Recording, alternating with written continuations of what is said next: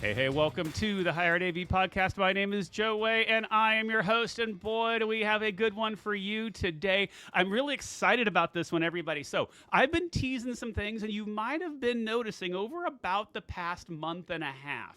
This show has started to shift directions a little bit. I've talked to you all about how my new role at UCLA, now that I sit at that executive level and I sit at the kind of the upper levels of our IT department, I deal with a lot of different people and different voices that we normally wouldn't have kind of as our standard, tech departments. So, and our AV departments. And so I've been shifting to more executive leadership around our industry, and I'm really excited here because we're gonna talk. We are gonna talk a lot about things that like data. We're going to talk about leadership lessons. We're going to talk about things on scale. We're going to talk things about looking at things kind of from a mega point of view. I don't know. This is where I need to stop talking. You all know the best part of the show is where I stop talking and the guest comes in, because we're going to have some really interesting conversations. David, please welcome to the show. Please tell people who you are and what you do. I'll be happy to, Joe. Hello, everyone. My name is David Morales. I'm the CIO and Senior Vice President of Technology at Western Governors University. I have the privilege to be responsible for all the technology enabling the entire corporation of Western Governors University. And I've been doing this role for a little over 6 years now, actually closer to 7. Making sure that all our systems are available for our students, making sure that our students are actually being able to complete their education online. Yeah. So every time I have someone with the title that goes on forever, you know that they must not sleep well at night. So when you simplified your elevator pitch pretty well right there of enabling, but everybody is familiar. We've seen the commercials about Western Governors. Can you give a little bit, a two-parter question here? Tell us a little bit more about the breadth of the school, and then kind of what that means on a day-to-day basis for you. Oh, definitely. As you all know, WU is a online 100% online university. We have over 180,000 active students, actually 190,000 plus. And they're all coming to us for a bachelor's degree, a master's degree in 4 different schools. And they are hitting our systems all day, all night, all the time. We actually have students coming to us across 95 different countries. And across the 52 states in the U.S. We are a U.S.-based university, and we only serve U.S.-based students, but our students are in the military, or they just take their laptop and they go travel around the world. So we serve them all across the world and their education needs. So they're in our systems 24/7, pretty much.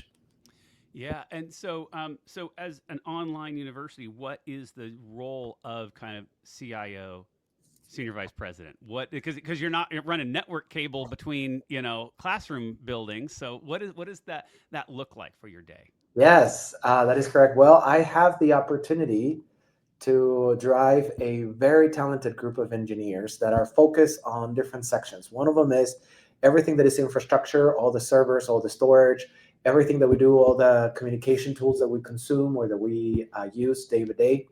Not only our students, but also our staff. We have security, cybersecurity. As you can imagine, being online, we're always under the siege, right? There are always people trying to attack us. We actually, interesting fact, last year we received over 51 million cyber attacks as a university. So I have a holistic group of cybersecurity experts. I'm responsible for software engineering. We build a lot of the systems that we do because we're a competency-based university. Not every single system that is out there works directly with us. So we have our own group of engineers, software engineers. We actually have engineers in the whole US, but also in other countries. I'm also responsible for product, portfolio management, architecture, enterprise architecture, and also responsible for supporting everything that is required within the buildings, visuals, and so on and so forth. Yeah. Okay. So you don't sleep at night. That makes, yeah, absolutely. Pretty much. Yes, that is correct. Although I must say that through my team is just phenomenal. They've done a great job and they continue to do a great job. So every once in a while I get to sleep an hour or two. I love it. Yeah, 51 million cyber attack attempts. Yes, 51 million plus. Wow. Okay, that is crazy. So how then, kind of looking at that, um, how do you even go around running a large scale online infrastructure with making sure, okay, one, it can stay up, but with those that secure, like I wouldn't honestly not sleep at night knowing that you could be in the news the next day if any one of those 51 million is successful. Like, Yes, I how do you? agree with you 100%. So one of the things I'll say is I have a background in retail technology. So I came from e-commerce, where, as you can imagine, they're 24/7 open and available to consumers across the world. This company that I used to work for, they're sitting across the world. They're a big brand. So one of the first things that we did when I joined, we focused on creating what we call the control room, or the NOC, the network operating center. And we have also a security operating center that is working 24/7. We follow the sun. So that's why I was mentioning that we have people across the world as well. So we're always monitoring and learning. We're always sitting on top. There's always people looking at our systems, like if we were an e-commerce, because it's required when you have the number of students that we have, the number of transactions that we have. Another interesting data point is we have about 65,000 plus, almost 66,000 students logging in daily. Wow. So we're monitoring our systems 24/7 and creating the infrastructure to support it through a cloud environment, right? That enables us to regionalize our deployments. Oh, you said my favorite buzzword, and that's cloud. The listeners know that I love going from. I even though I oversee the technologies on a boots on the ground campus, the traditional brick and mortar red brick campus.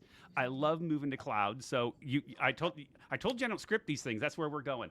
Where do you seen this? So being an online versus you probably have a lot of peers too who are the traditional red brick and mortar. How does what you do? I want to say again. A two-part differ, but also what can us at the brick and mortars learn, especially when it comes to like cybersecurity or cloud or moving and thinking things from that. Maybe I don't have to pretend there's a classroom there, and I can leverage these tools for my campus. So I've had the privilege to meet a lot of CIOs and CTOs across the higher education spectrum here in the U.S. It's just been phenomenal to hear their stories. But I'll tell you one of the things that I first believe we have in common, and that is we are all focused on the student experience Mm-hmm. and understanding the student experience from when they come in first time, either to our websites or to our campus or whatever it may be. And how do we enable that experience to be the best they can have, such that they can attain and receive those credentials thereafter. I think that is just phenomenal, and mostly uh, the desire that we have for these individuals to be successful. We Mm-hmm. want them to come to our universities and be successful and graduate, right? That's kind of like the ultimate goal for every single one of the students. So we share a lot of that. The big difference, and to a certain degree, I feel like I'm blessed, and it makes my job, even though hard, but still very easy, is the fact that everything I do is online and digital. So everything lives a digital footprint. That little data point that I can capture at any given point for me to better understand the experience of the student. So to a certain degree, I feel like we have the same objectives, we have the same beliefs. Perhaps in my world is easier as I track all the digital footprints of my students, and I get to serve them near real time. Oh, I love that. Because I think one of the things that I think I miss that we miss kind of as the brick and mortar, I'll say that kind of physical experience is seeing things at a macro level or seeing things. I want to say from an outside point of view because it's very easy to get in the weeds when your job is in the weeds, right? And so, Right. how do you take that? I mean, you don't. You said you were only here. You've been there for 6 years, which has to be a huge story considering that I knew it came probably a year after you started. So we want to get there with, but how did you, like, so how do you take your lessons from previous work? And please tell us a little bit about kind of where you, because you mentioned you came from e-commerce, et cetera. So what were those kind of roles and how do you now apply that into the higher ed? Oh, that's a great question, Joe. Let me just first say I've had the blessing of working in really great companies that have uh, really given me the opportunity to learn a lot from a lot of individuals. But I work for government agencies, research and development groups for government agencies, such as NASA, and retail companies such as Walmart, that enabled me to have a footprint that was quite big, right? Understand big footprint. I thought it was so phenomenal when I got here and we started talking about big data and a lot of data that we're collecting in terabytes. And I remember thinking to myself, oh, like, oh, that's cute, because my previous role it was like terabytes of data, right? So much. But I'll tell you this: in all the different places that I've worked for, it's always how do we enable the best experience for the consumers of our products? How do we support them just in time such that they can make the right decisions? And not only when I say the consumers or the customers, I don't only mean the student, but I also mean the staff, our faculty that we're supporting, or even the team in technology. How can I, as the leader of this organization, serve them? How can I enable them? How can I empower them? How can I teach them such that they can continue to be successful? I've recently hired a vice president of engineering, and in my conversation with him, I told him, listen, if I'm not empowering you to make the decisions that you have to make, that you feel comfortable with, even if you win or sometimes you lose, then I'm failing in my job. Yeah. So I think that the lessons that I've learned in previous lives and previous experience is basically focused on enabling your teams, your people, enabling that experience, not only for your consumers, but your consumers could be your employees, the staff that you're supporting, and then the students in my case, as we continue to serve. All right. So on that, then, enablement. What is your secret? What is your leadership style? How do you go about enabling your teams? Because I will say a lot of our audience, I hear this all the time. A lot of new leaders, especially going into middle management, going away from being an individual contributor to now leading a team, and those are two very different things. So what is your leadership secret sauce? I would say that I have to trust, and then I hold accountable. When I say I trust, this is an interesting thought. I trust my people in success, but I also trust them in failure. Yes. I gotta enable them to make decisions, and sometimes those decisions are going to be a huge win, and sometimes, Joe, they will not be. Mm-hmm. Right? But a failure doesn't translate to a failed state of that employee or that individual. It translates to a learning. And the Absolutely. accountability comes into, okay, we'll learn about this. Now, what are we going to do? How are we going to fix this? Or what are the learnings and how are we going to avoid these things in the future? That's how I have been empowered in my career. And that's how I really wish to empower those that I work with. I love that. And I think you make a very valid point because I think like if you want innovation, you have to allow people to try and try something that hasn't been, right? And if they don't feel that they're trusted in their failure, if they don't feel it's a safe zone to even come to you and go, well, I had this brilliant idea, you gave it, and well, it's not so great, then they just kind of stop, right? They put the glass in it and it becomes that, all right, they're going to clock in, clock out over time. And you don't Right. get that, right? Exactly. Actually, I have a wonderful experience in my previous company in which we rolled out robots that they were actually scanning the aisles of these stores that I used to work for. And it was a great success. We were able to get so much uh, with this process, but then we realized that our customers, they were like, why are you asking me so many questions? Why do you have so much time, employee? Just go away. I know my store. I know it very well. I don't need you to come to me. So the learnings are not just the technology, but also the business flow. And Absolutely. when you make a decision like, you know what? Yeah, this is not working the way we thought it was working. We need to make sure that we communicate that. Because I would hate for a technology arm to think, oh, we failed at launching robots because the business decided not to do it. No, we decided not to do it because of these things, right? And it is, again, the learnings, the Mhm. is the market ready for such thing? Because to your point, you could have a great innovative idea, and sometimes the answer is no to that now. Maybe in the future could be a yes, right? But those have to be very well communicated, such that we continue to empower not only the technology but everyone in our business as what we do.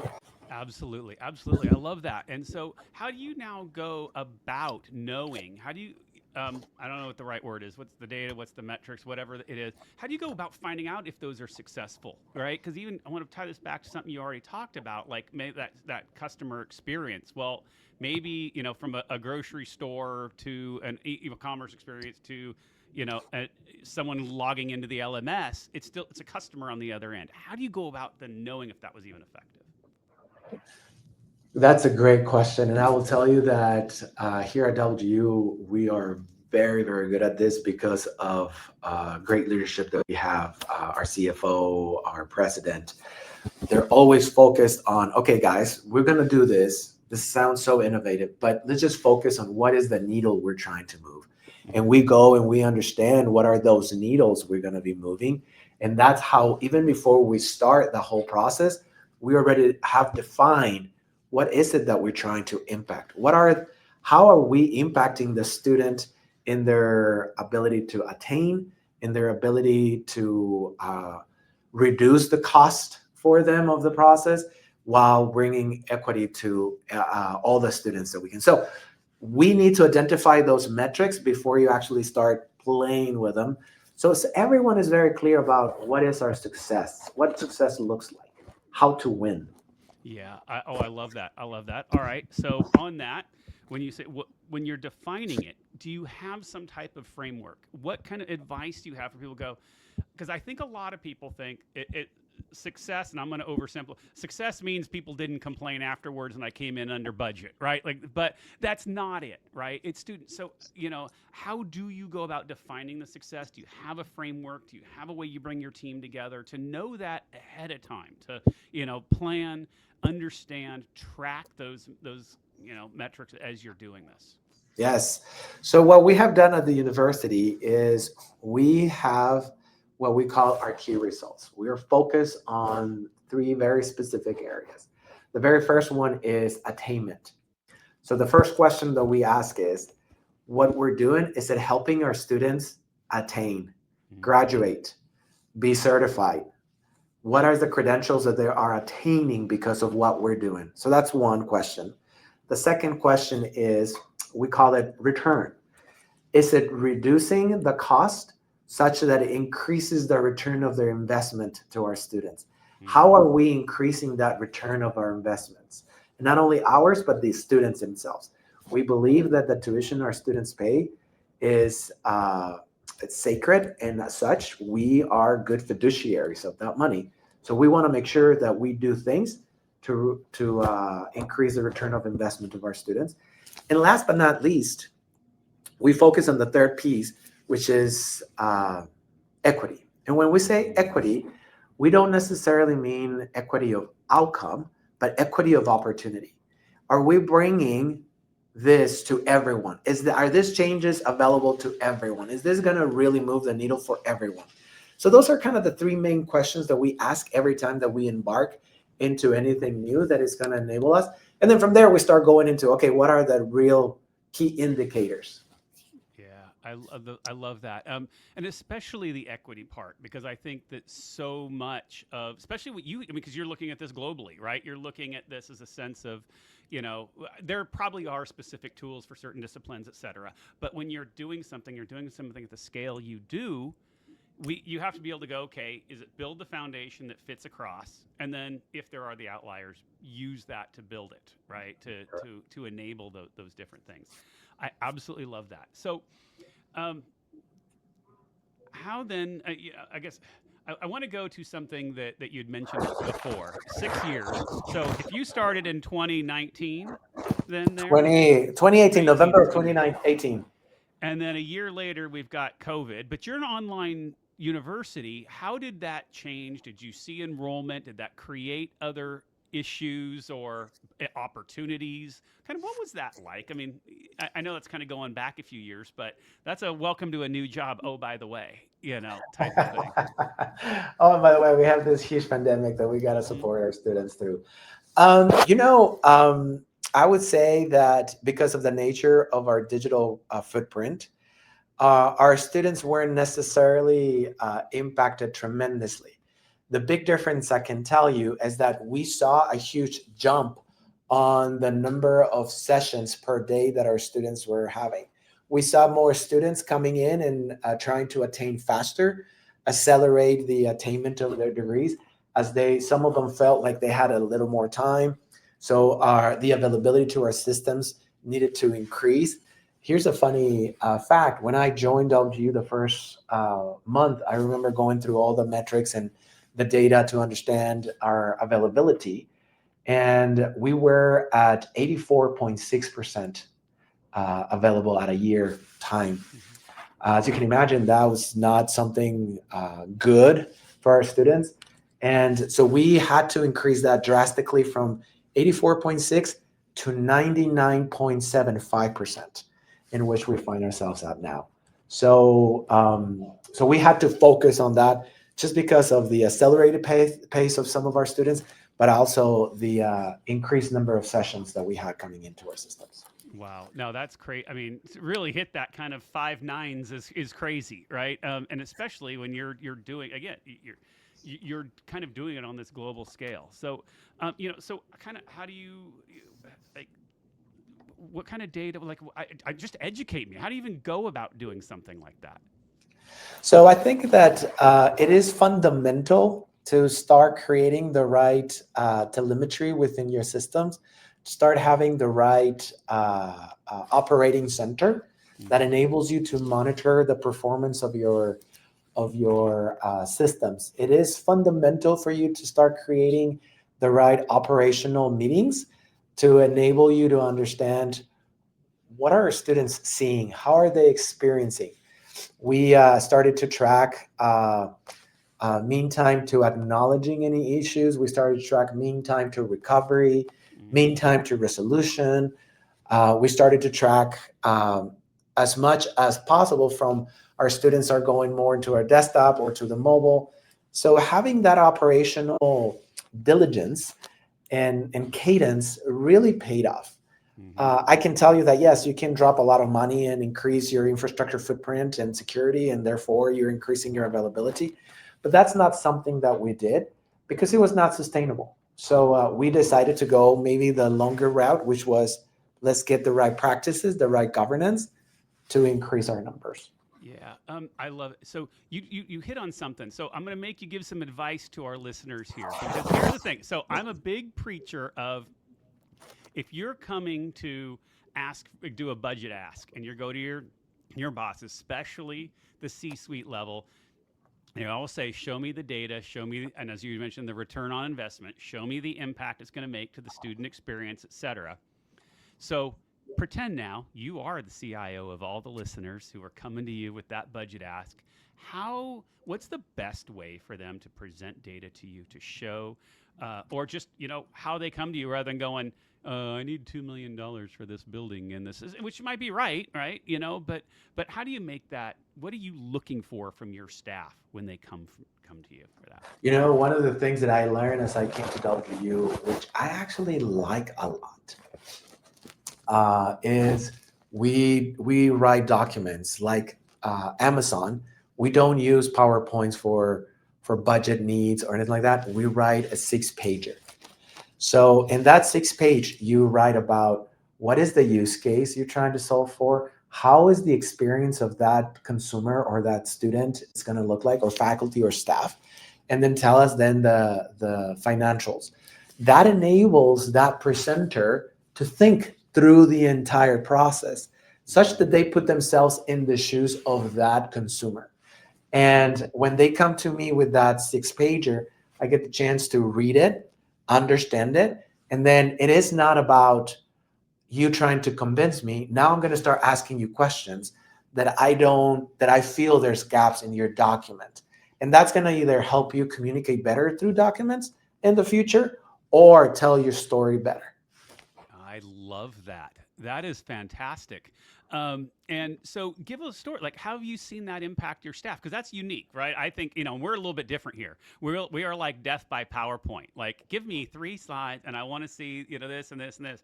So I think that's a different way of looking at it. And I love it, especially kind of being a PhDer of my own. I always like the idea of fulfill your argument out. What are you doing? And I think there's something to be said about making somebody at any level put it in writing, because you know it in your head and you can be right, but to guide through that. So talk about how has that actually helped and improved your staff and their own abilities? Oh, it's actually helping us in a lot of different ways. Let me just start by perhaps the most mundane example. It helps us keep track of why we're doing things. When you have a project that takes 12 months, at times you lose your footing. It enables you to go back to that document to say, wait, this is the reason why we're doing this. Let's just go back and make sure that we realign. Also, if there is someone that was moved to a different project or someone was promoted to a different role and someone comes in, it's easier for them to take these documents and realign themselves to what is required. Additionally, it is helping us, and me included, to when we present a thought or we present a change or an innovation or a plan, an operating plan, we really got to think about that. And we, at times, it's not super simple just to sit down and, or at least it's not for me, sit down and just start typing and like, ta-da, I got a holistic document. No, but having a template on the document that enables me to give an executive summary, tell you the highlights, tell you the lowlights, tell you the different components of what you're trying to do, it really makes you think about, hey, does it make sense? Is this really going to help us move the needle the way I think is going to help us move the needle? And then you have other people coming in to help you put this document together, and they can also buy into the vision. I absolutely love that. All right, I need to get ChatGPT to give me a template of that, because I think that's something to really follow. And I think if that was the takeaway really for a lot of the listeners, is being able to put that together and have that. Like, I absolutely love it. And I love that approach to being able to sell the story, because I know that's what I hear from my peers all the time is, I have this thing. I understand why we need this new technology. I understand, and sometimes just saying, well, our customers are complaining, or the system's always going down and I can't, those are valid points, but they're just data Completely. sets to a bigger story, right? Correct. I absolutely love that. All right, before we kind of move to a rapid round, I kind of want to go. This is a big one before I move to something fun. But I can't. I think we're not allowed. I think there's rules that you can't have a conversation without mentioning AI. I'm pretty sure that's the new rules. Yes, Right? that is a new rule. So you could talk about how, because you've always talked about student journey already. You talked about the student. Now that how are you at WGU leveraging AI to kind of help you in this? Assuming you are. Oh, we are. And we are. So let me just tell you this. We don't use AI for the sake of AI. Our intention, our perhaps internal governance, if you want to think it that way, is focused on how do we bring AI to a self-service? How do we do as much as we can for our students? How do I get to know that student as much as possible, such that I don't ask the student to fill this form, I don't ask the student to go through this process, because I already know as much of the student, and through an AI digital twin, I can actually answer all those questions on behalf of my student. So I can only focus on the things that I really need the student to do. Like, for instance, evaluation of a document. If there's a document that they are writing, they're putting together, they can run it against our AI, and we're learning about the style of this student, how they're doing. This digital twin is really understanding the student thought process, so that you can guide the student towards the right direction. And when it's time for us to assess that document against a rubric, we have very direct feedback to the student, such that they can truly be successful and they don't feel either neglected, or they don't feel like they're failing, because they are receiving the feedback real time.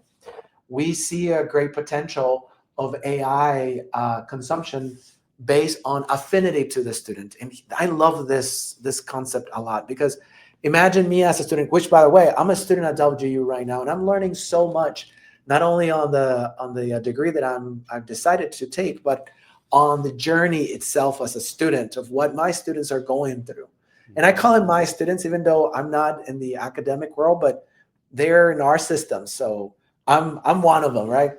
So I'll tell you that getting to know the student at a level that I can provide use cases to the student of what that student likes. For instance, hey, you know what, David Morales, I know you like, I'm going to make this up. I know you like Porsches. So I'm going to ask you to write a financial statement of a Porsche dealership that is located in Draper, Utah, with this type of inventory, with this type of. So I automatically now I'm going to feel attachment to it. I'm going to have some affinity because I like Porsches. But if you like, I don't know, I'm going to make this up. If you like global economics, well, then there you go. I'm going to start asking for that use case related to global economics. It may be the same document that you and I are writing on, the same topic, the same subject, the same class, but we're adapting it to your affinity because we're getting to know who you are with a digital twin. So we're trying to use AI to bring you closer to a personalized experience of your learning abilities. What an incredible way of taking a concept and something that, when you're watching the online video, you're doing whatever, you're doing your course readings, and now saying, okay, now let me attach that and that principle to your life and who you are. And that's how the students are going to obviously connect to that so much better and understand it when it's put into their realms and their hobbies and their daily lives. And especially if you look at that from your global perspective, you can't assume everybody has that, Utah point of view or has this even United States point of view, right? And now applying that to their world is just Right. that's incredible. That is right. I absolutely love that, and that's so, I mean, that should be. I mean, as we're all doing this, we're all wondering how to, how do you bring AI into everything? And it's not just about, oh, let's put a chat bot onto XYZ or whatever, which is fine, right? Those things are Right. fine. Yeah. But being able to say, all right, I want this personalized. That's why I love when you said digital twin. You got my favorite, one of my other favorite buzzwords because I'm huge on that. Because it creates enablement, right? And That is correct. That that is to me what. is what's important. I love that.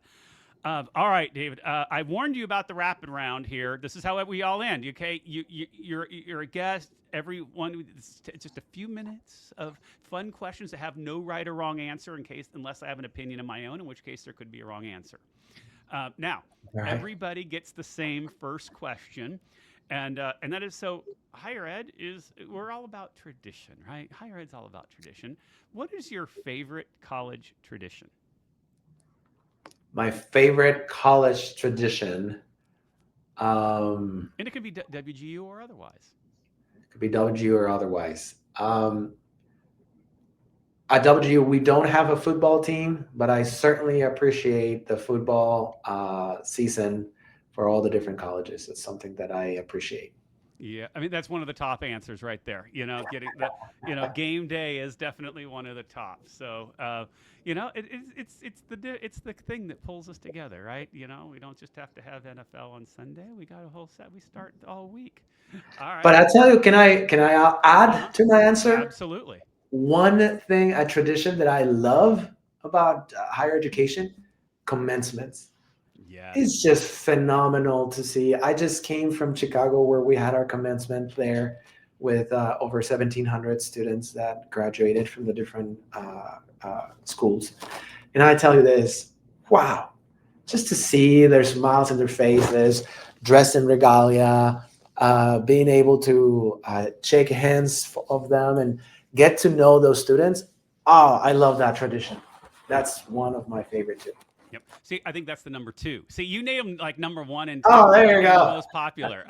But it's true. So, what I love about commencement is it reminds me why we're in the vertical that we That are, is correct. the purpose of what we do. There's art, as tech people, we could do it in so many industries, like you have, right? You coming from it's still, go okay, but higher ed is just one of the multiple verticals, but so few actually have a purpose behind it. Yes, it comes down to dollars and cents. Yes, it comes back to like there's a lot of the business side, but we're impacting real lives and real people in what we do and what we I agree. enable every day. So love that. All right. Now I'm a big traveler. I love come visit. So when I swing by you in Utah, where are we going? Where are you taking me to eat? What are we doing? What are we doing? Oh, I'm taking you to eat to this restaurant in Salt Lake City, which I think is just phenomenal. It's great. Depending on how daunting you find yourself at, I made it's called the Red Iguana. It's just delicious. Go, it's Mexican Okay. food, delicious. I need to take you there. I will also take you. You know where would I take you? I would take you down south to a place called Little Sahara. There's some dunes there. We'll take my side by sides and we'll go and have a lot of fun there. We could also go hike the beautiful mountains here in Utah. Take you to some of the water reservoirs that we have plenty here, and it's just gorgeous. Okay, I'm coming. Yes, that is exactly what we're doing. I can't wait till I get up to Utah. I love it. All right, here we go. Since I've got a CIO on, we're gonna play a quick game. This is little. It's called Buzzword Blitz. You only get three. I'm gonna name off some buzzwords. You only get three possible answers. Love it, leave it, or leverage it. Love it, Okay. leave it, or leverage it. Okay. First buzzword: synergy. Love it. Love it. All right. Okay. I think that's a hot take. I would say leave it. I don't know. Overused. All right. I'll let you. Big data. Love it. Love it. Okay. Love it. Leave it. Leverage it. So far so good. Thought leadership. Leave it. Leave it. All right. Yeah. And give me a why on that one. Why are we leaving it? Well, I think that we need to continue. So maybe I took the wrong answer, but leave it. I see it as keep it here. That is something that we need. We need to make sure that we continue to communicate one with another in our ideas and the things that we're doing for all of us to continue to elevate. All right. See. All right. See, there's work to do on it. So I like that. All right. Machine learning. Oh, love it. Love it. All right. Yeah, I kind of figured you were going to go there. All right. I think I know where you can go on this one. Fail fast. Oh, love it. Yep. All right. This one, I'm going to see if I'm going to get a hot take on this one. Digital transformation. Digital transformation.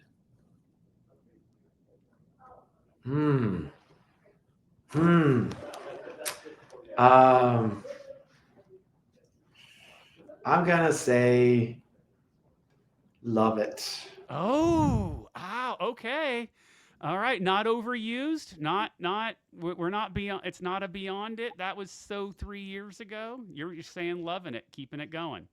Yes, especially because to me, digital transformation is a continuous effort, an iterative work that I don't know that we're ever going to stop it. Especially with AI and the things that we're doing in machine learning and natural language processing and image processing and all the things that we're doing, we're going to have to continue to evolve. All right. I like. All right. I take that one. Okay. Agile. Oh, I forgot the third option. What was the third So option? love it, leave it, leverage it. Leverage it. Leverage it. All right. And give some tools for or just some pointers. How do people be agile? Because that's very anti-tech. We are way too safe. So expound. I think that a lot of people do things for the sake of agility and agile mechanisms and models that are going against the actual agile manifesto. Mm-hmm. People before process. I see more process than people. So I don't know. Agile, it's starting to get so mingled with the wrong things. So that's, leverage it. All right. Like it. 3 more. Actionable insights. Leverage them. Leverage. Yes. Okay. Good. All right. Next. Growth mindset. Leverage it. Yes. All right. Go into that one. Let's because I think it's an important one too. But how do you get into that? I think this is also a tough one for tech people. because we're so into if the ones and zeros don't line up. So, what's your advice there? I would say the reason why I'm saying leverage it is because we have to um, continue to be open to it. And I'm going to say something from my previous life. Sam Walton once said that the associates at the store had the best ideas on how to do things better and how to improve. So you have to keep an open mind and be able to receive instruction from everywhere, not only those segments in which you may find your spheres to look like or to be. So just leverage this as much as you can. All right. All right. And then, very last one, and I think I know where you're going to go with this one, but data driven decisions. Oh, yeah, love it. Love it. Yeah, I figured. See, I knew that was a low hanging fruit there. I knew that based on the entire conversation. All right, last question here, and this is one. All right, so because you're a data person, I had one lined up. What is the fastest way to kill innovation? Too little data or too much data? The fastest way to Or kill. or neither of those. Fastest way to kill innovation. Can I actually don't think it's related to data, is to how we respond, how well we respond to success and failure. Yes, love it.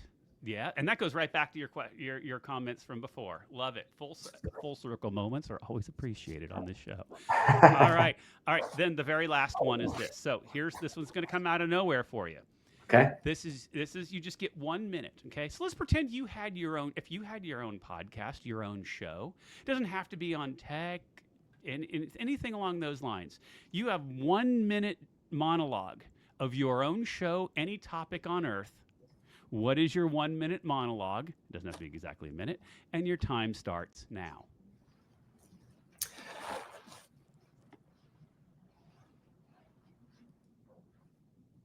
I truly, sincerely, and honestly believe that talent is universal. Everyone has talent. Everywhere you go, there's talented people. There's great individuals. Opportunities, on the other hand, are dispersed. And to me, higher education brings a path to opportunity. Higher education is all about how do we shorten the path to that opportunity for individuals with all the talent. We all can learn. We all have this ability to learn as much as possible. Something natural and organic within us is just on what I have attraction or um, I am more compelled to learn about. But talent is universal. Opportunities may not be. So, how do we bring those opportunities to those individuals? You can do that through education. Wow, I love that. Now, there's a great mic drop for this. That I love it, and it's so true. And I think that even what you're doing in your day to day, you are a huge catalyst for many people, and probably so many more you don't even realize because of the size of the org and the scope. So, I love it. David, thank you so much for joining. This was such a great conversation. I know the audience definitely enjoyed it. I will put the link to your LinkedIn in the show notes, but is there any other way people can either get in contact with you or anything you want to share or plug before we call? Well, I would just say, yeah, LinkedIn is the best way, the best route. I will say also, competency-based education has been doing great things for a lot of people. Over 400,000 alumni that we have since inception in 1997 at WGU. I would definitely encourage people to check us out and see. We're a great option for a lot of individuals, and I know that education will bring that path to opportunity. It doesn't matter which route you choose to go. Education definitely brings that path. Absolutely, and that again goes right back to kind of why we do what we do every day. Indeed. So thank you for joining. And everybody, hopefully you enjoyed this episode. I know you did. As always, you can find me at Josiah Way on all of the socials. Make sure you again follow at HiredAV on all of the socials and join HETMA as well. As always, none of the opinions expressed here are those of any of our respected institutions, any sponsors of the show, anyone who wants to sue us. Really, if you want to sue us, none of this had to do with you. Okay, that's how all that works. And we do thank you all. We appreciate you listening. And as always, if you did not like any of these opinions, there may be better ones next time. Thank you all for listening.